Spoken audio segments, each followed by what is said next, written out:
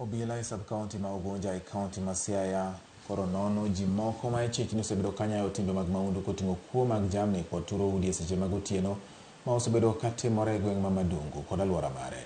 E gweng' ma Nyaere, jaduong' Vitali Solo, achiel kuom joma ne okwal jamni mage, okoni sani odong' gi lwete bang' mae jamni manyicha ne ogeno ne nyalo konye e kinde mabiro. Ka jopiny bende sayo obila kuom rem kao ndamo kata bang' yudo lipot.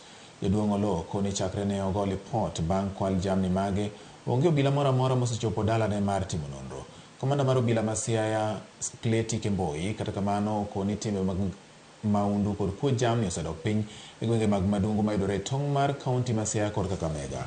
Oyango ni giseyudo nyinge achije mag kuo jamni e gwenge mag Sigomre kendo gisechako timo nonro mar kao ndama ne joma ibiro yud kanyayo timbe mag mahundu e gwengego. Nyoru mama nowuok ni dhi yawo dhoot mondo ogol dhiang' otwe oko.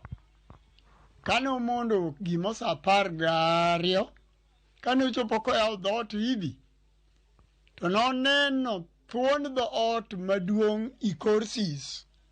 Nendo kuny sis, botong' fito, bo dhiang' nendo kaw dhiang' kanyo, dhiang' nendo dhi, rombo bende nendo dhi, gwen 10 bende nendo dhi.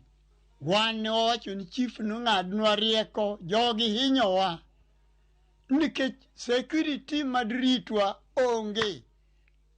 Ka giwinjo kar kong'o to gidhi. We have done a lot through frequent patrols and respond to incidences of stock theft crimes. And I'm assuring the people that already we have some names of suspects which we are very much monitoring the activities within that area. County Commissioner